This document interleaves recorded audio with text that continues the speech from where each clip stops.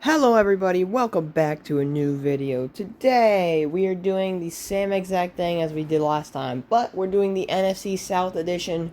Basically, it's where I explain every NFC, or well in this case, every NFC South team's floor, ceiling, and final prediction on the standing of where they're going to be in this year's 2025 to 2026 NFL season. And, you know, starting off with the Carolina Panthers. We're just going to go straight into this, man. No explanation. I ain't late on uploads this time, so y'all don't get to hear that from me this time. But, besides that, going into this. Looking at the Carolina Panthers this year, they got McMillan. I forgot his first name again. I honestly forgot how to pronounce his first name. It was Tetron McMillan or something like that. They also still got Xavier Legette. They still got Chuba Hubbard. He had a great year last year. Bryce Young, he started showing some good improvements in the second half of the Carolina Panthers season. And listen, the Panthers, things starting to look up. Now, the Panthers, looking at their schedule here, their schedule is really easy. Really easy schedule. I think they can beat the Jaguars, possibly. The Cardinals, maybe they can compete with. The Patriots, they can compete with. You know, they usually play around with the Saints. They got the Saints twice. I don't think the Saints are going to be very good. They also have the Falcons twice, which that could be tough, but they usually play around with them. So they play around with Tampa Bay, too. The 49ers are not going to be as good as they used to be. And yeah, and they got the Jets as well. Possibly you could throw in the Cowboys there. But yeah, the tough teams they got really is just the Bills, the Packers, you know, the Rams. Heck, maybe you want to throw the Dolphins in there depending on how they look. And yeah, that's pretty much what there is to it. Now the Panthers, for me, I know a lot of people are jumping on that Panther train. Everybody's saying that, oh, maybe they could make a playoff spot. Maybe it could do that. I think it's still yet too early for that. But yet, I don't know. We'll just see. But for the Panthers' floor here, I have their floor at 3-14. We have seen this out of Carolina where things have looked good. And then they, almost every season. This year, I think it's going to be different. But for their floor, at least, I have it at 3-14. Now, for their ceiling, I have their ceiling at 9-8. And I do believe in some of the hype where people are coming from. It's just, I don't think that hype is just where it is supposed to be at right now. Considering that Carolina is still trying to find their way into things, and everything isn't all built in Carolina just yet. And we haven't seen what McMillan has to offer, and we haven't seen what Bryce Young's going to look like going into this season at least. He could look a whole lot different, guys. So, we haven't fully seen Carolina yet. But for my final record for the Carolina Panthers going into this season, I have them going 7-10. And let me explain why. The reason why I have the Carolina Panthers at 7-10 is, yes, I do think their division is a lot tougher than what it used to be. And I do think Carolina could compete in that division. It's just they have a couple of these tough games. They have a lot of easy games too, but the problem is the Panthers are kind of in like a between situation where they kind of compete with some of these smaller teams still, because they're not just gonna come out looking hungry glory and look like sunshines and rainbows are coming out of their butts. No, that's not what's gonna happen. Carolina, they could. I mean, who knows how this goes? But I do see them having 7 wins at least. Now, they could potentially get 9 wins and make a playoff spot. I just don't see it happening though. That's the problem. And yeah, they still have a lot of these teams that are gonna be tough on them. They probably are gonna likely lose a lot of those games.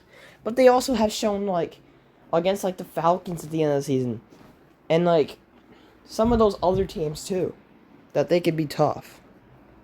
But just because the Carolina Panthers and everything isn't all stable just yet, I do have their record at 7-10 as a final prediction, guys. So that's what we're gonna have it as. And moving on with the next team, which shall be the Atlanta Falcons. And taking a look at the Atlanta Falcons, you know, they had I don't remember how they had a. I don't remember what kind of draft they honestly had. I just remember that. I don't know. If people, I don't know.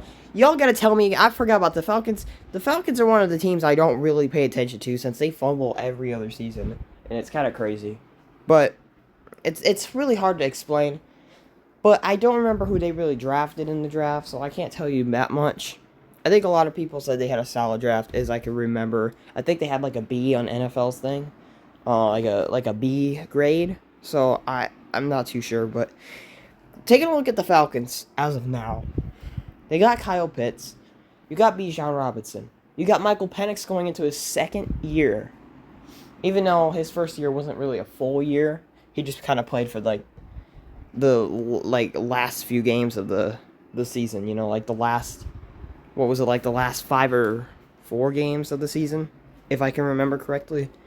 Yeah, that's not really a lot of progress for him. He didn't. I want to know what I still think. No. The thing is, I'm trying to say is I think Michael Penix isn't all experienced quite yet, but yet the Falcons are. They do have a stacked roster. Let me tell you, they got Lindstrom on the offensive line. They got Jesse Bates. They got those Who's out?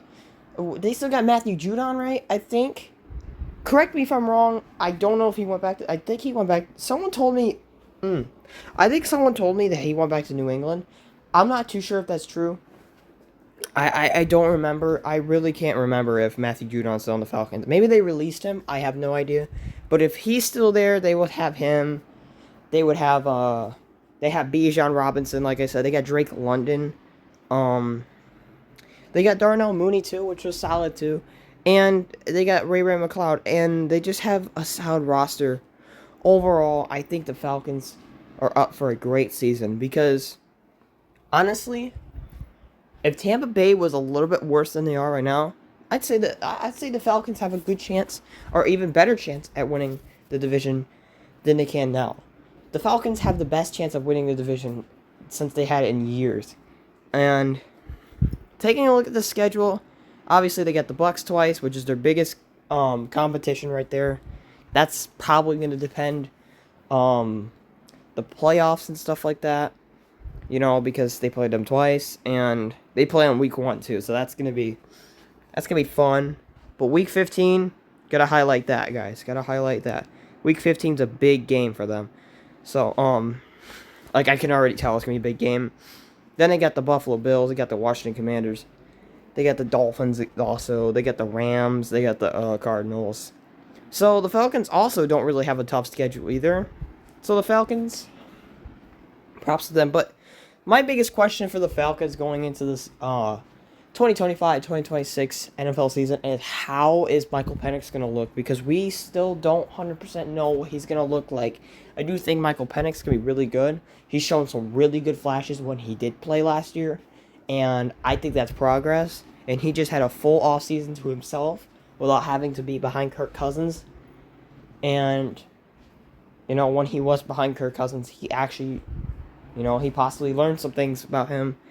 Because, let's be honest, Kirk Cousins, he had some good games too. Like the one against the Bucs the first time. Oh, God, that was crazy. That game was crazy. Like when Cordell Hodge got that touchdown in overtime or something like that. That game, he had a good game in. But, not talking about Kirk Cousins since he's gone. But, I think he's gone. I don't know. But, with Michael Penix, how is he going to look? And how is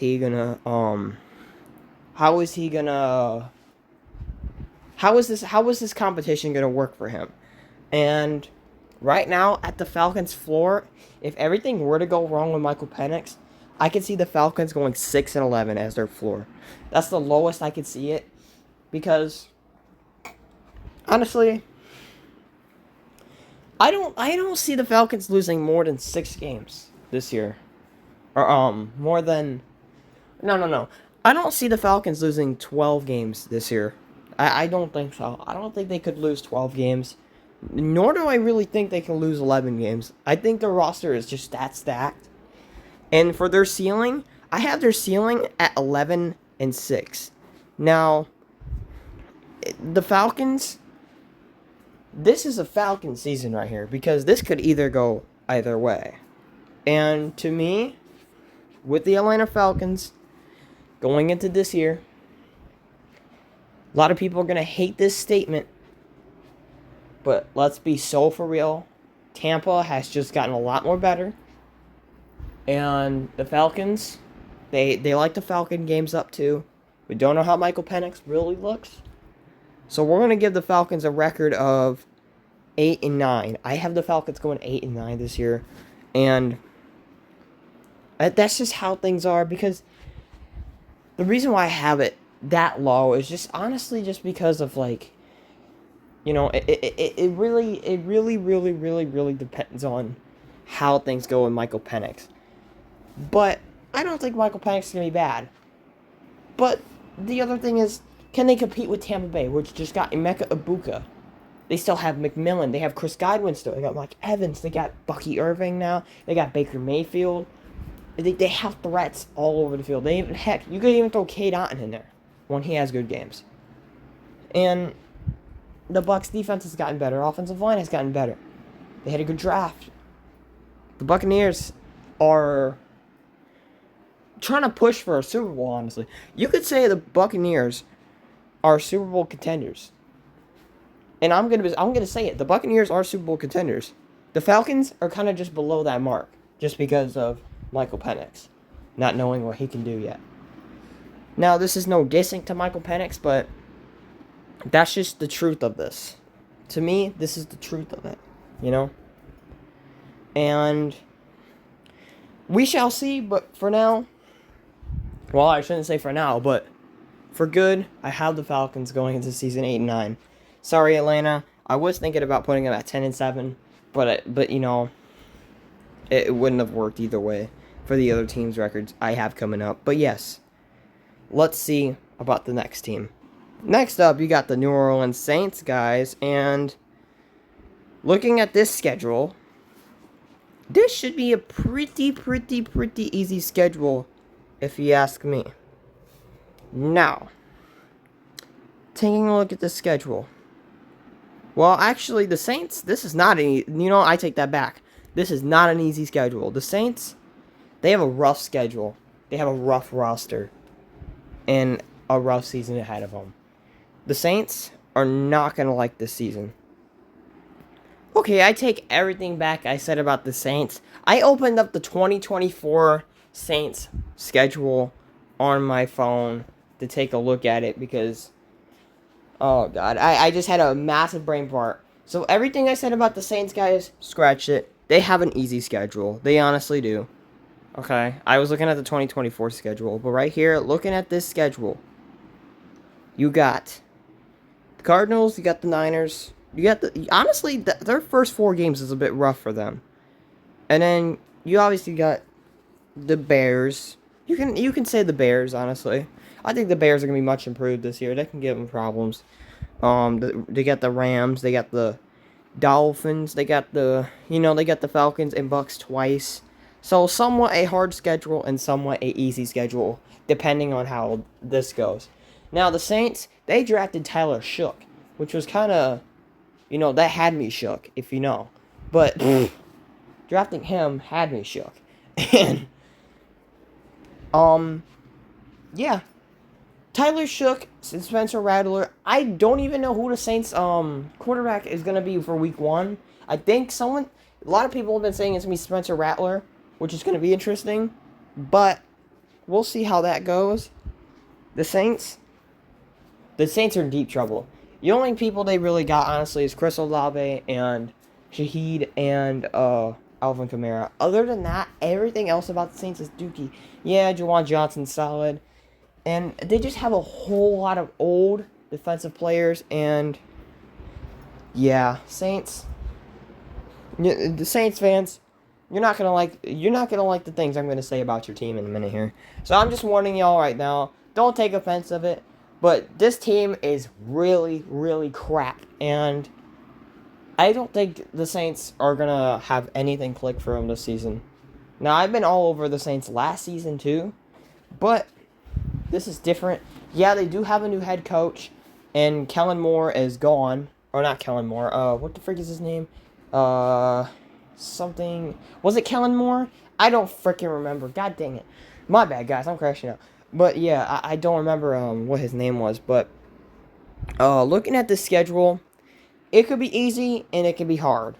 And the thing about the Saints, I just don't know how they can get things clicking.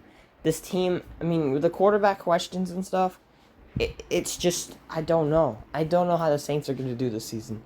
Because they're definitely not going to start 0 or 2-0 like they did last season. Because last time they went 2-0, they completely crapped the bed. I mean, the Saints, wow, that was just bad. After they went 2-0, nothing was great after that. It was, oh my goodness, they completely fell off. And, yeah, the Saints, man, hear me out.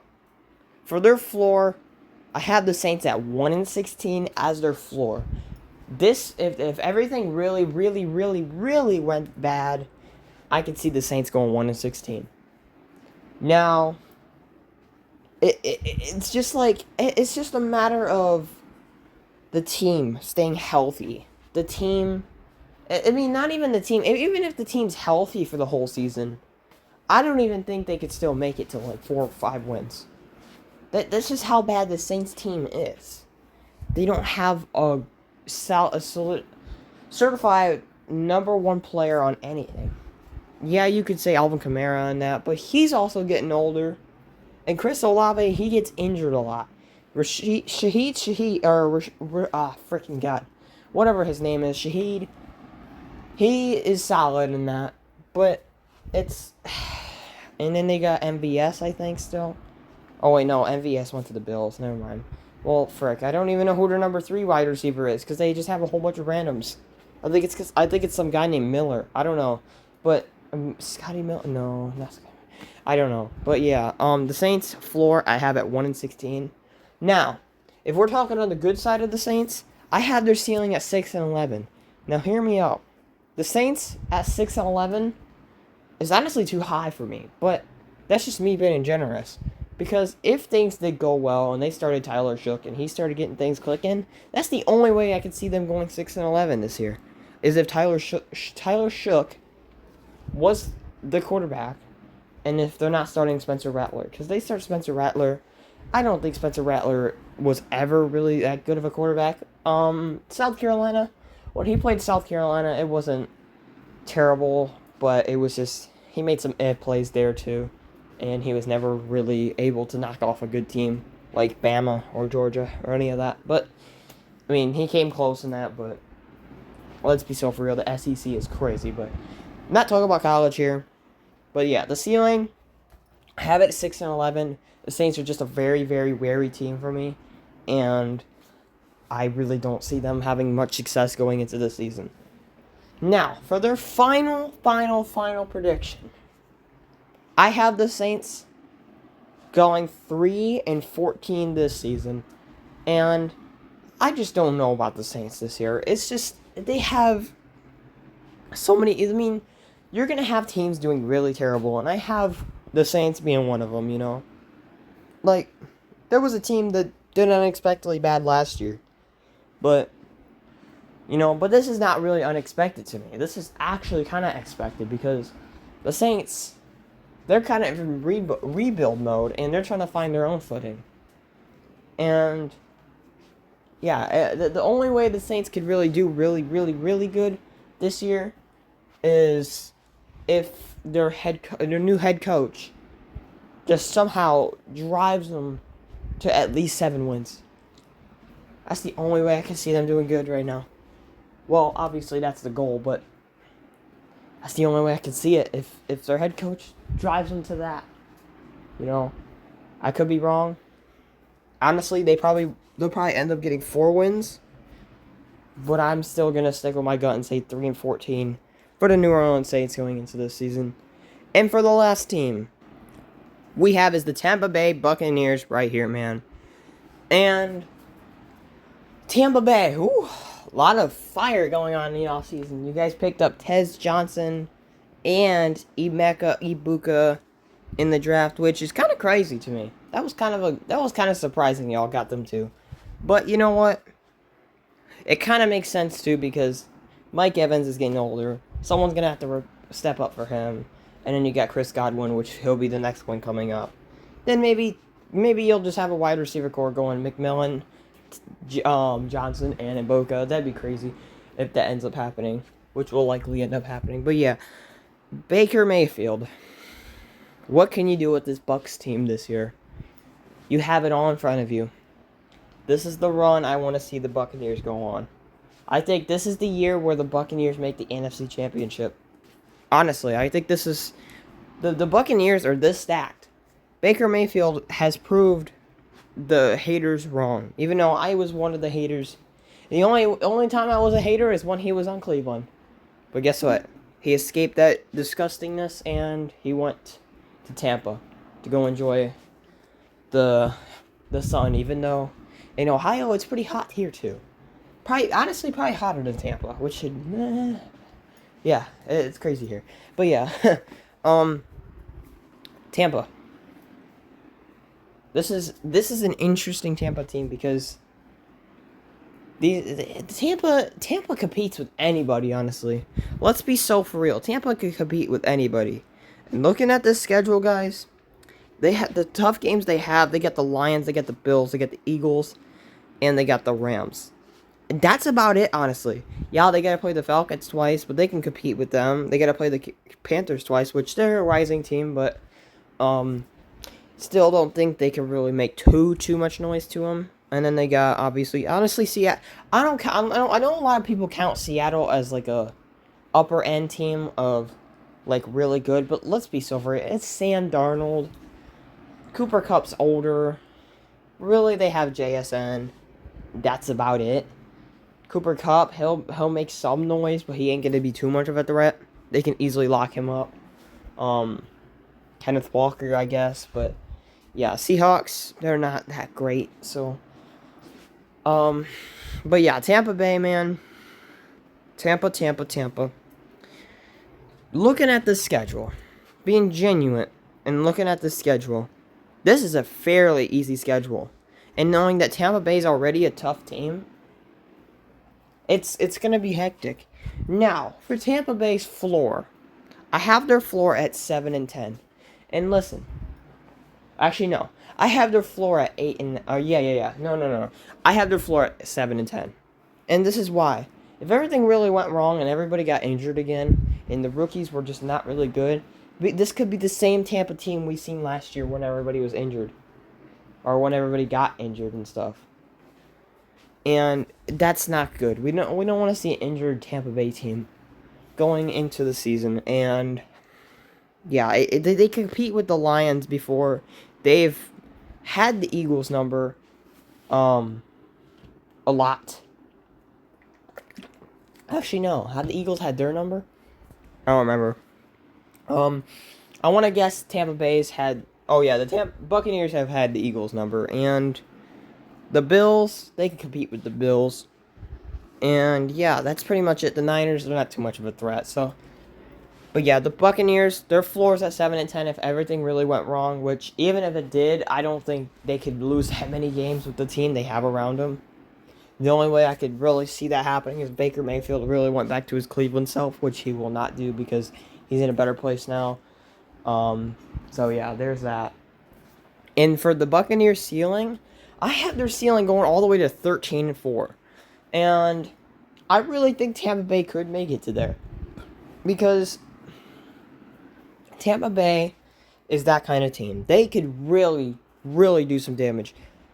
Because they really don't have that tough a schedule. Like I said, they really don't. Oh, and they got the Texans too, but they can compete with them as well. Honestly, their first half of their schedule, after that, it's really easy. And even in the first half of the schedule, they have the Seahawks, they have the Saints, and they got the Niners team that's a lot more banged up, and they got the Jets. So, really, not too much going on there. Just the Texans, Falcons, Eagles, and Lions. Then the second half of the schedule, we got the Bills, Rams, and yeah, that's everybody else they could completely demolish. Maybe the Cardinals will be a little bit tough.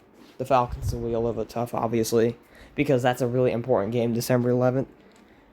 But, yes, Tampa Bay, I have their ceiling at 13-4, and for their final record, I have them winning the NFC South, and also having a record of 11-6, guys. I have the Buccaneers at 11-6, going into the playoffs with the crown of the NFC South, likely the 3rd or 4th seed. But, yeah, guys, that's the end of this video. Let me know in the comments below what you guys think about all these predictions, what you guys think about, how do you guys think about how all these teams are going to shape up in this season. And, yeah, just let me know, guys. Make sure you go like and subscribe. Make sure you go check out my shorts videos. Like I said, I'm always posting on there now, too. So, we're back at it, guys. But yeah, guys, we're so also, yeah, really make sure you hit that subscribe button. We're almost to 700 subscribers, guys. It means a lot to me. I want to hit 1,000 subscribers before the end of September, at least. That would be great. Or, well, maybe not the end of September. Maybe the end of this year. That'd be nice. But I think we'll definitely hit it by then. But, like I said, guys, like and subscribe. Check out that shorts videos. And we will see y'all next time. Peace out.